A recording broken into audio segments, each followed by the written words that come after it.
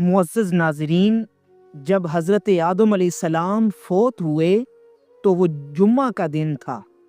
फरिश्ते अल्लाह रब्बुल इज़्ज़त के पास से जन्नत की खुशबू और जन्नत का कफ़न लेकर आए और हज़रत आदम अलैहिस्सलाम के बेटे हज़रत शीस अलैहिस्सलाम से ताज़ियत की।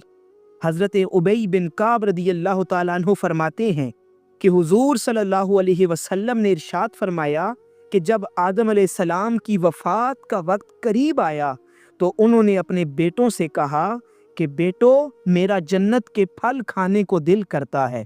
वो तलाश के लिए निकल खड़े हुए। सामने से फरिश्ते आते हुए मिले जिनके पास आदम अलैहिस्सलाम का कफन और खुशबू थी।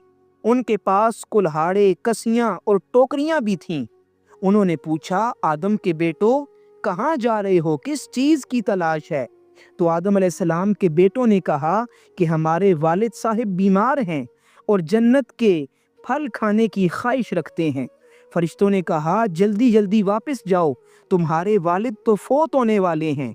फरिश्ते जब आदम अलैहिस्सलाम की रूह कब्ज़ करने के लिए आए तो हज़रत हव्वा सलामुल्लाह अलैहा ने उन्हें देख लिया तो आदम अलैहिस्सलाम से चिमट गईं। आदम अलैहिस्सलाम ने फरमाया कि मुझसे अलग हो जाओ, पहले भी मुझे तुम्हारे ज़रिए से अज़ियत पहुंची थी, मुझे मेरे रब के फरिश्तों के साथ रहने दो। फरिश्तों ने उनकी रूह कब्ज़ की, गुस्ल दिया, कफन पहनाया, खुशबू लगाई, आपकी कब्र खोदी और फिर लहद तैयार की। फिर उन्होंने आदम अलैहिस्सलाम की नमाज जनाजा अदा की, फिर उन्हें कब्र में रखा, ऊपर से मिट्टी डाल दी। फिर आदम अलैहिस्सलाम के बेटों से कहा कि तुम्हारे लिए अपने मुर्दों को दफन करने का यही तरीका है। हजरात मोहतरम, हजरत आदम अलैहिस्सलाम कहाँ दफन हुए? तारीख़ तबरी के हवाले से 3 रिवायात मिलती हैं। एक रिवायत तो ये है कि हिंदुस्तान में श्रीलंका के पास एक पहाड़ है जहां उन्हें जन्नत से उतारा गया था, वहीं उन्हें दफन किया गया। एक रिवायत ये है कि मक्का मुकर्रमा में जो जबले अबी कुबैस है उसके ऊपर दफन किया गया।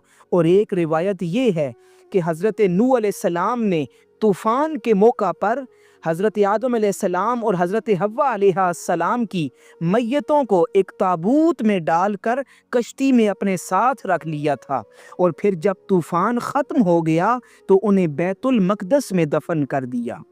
तो हज़रात मोहतरम, इस रिवायत से हमें पता चलता है कि हज़रत आदम अलैहिस्सलाम वो पहले इंसान हैं कि जिनका जनाजा पढ़ा गया, जिन्हें दफन किया गया, जिनकी कब्र तैयार की गई।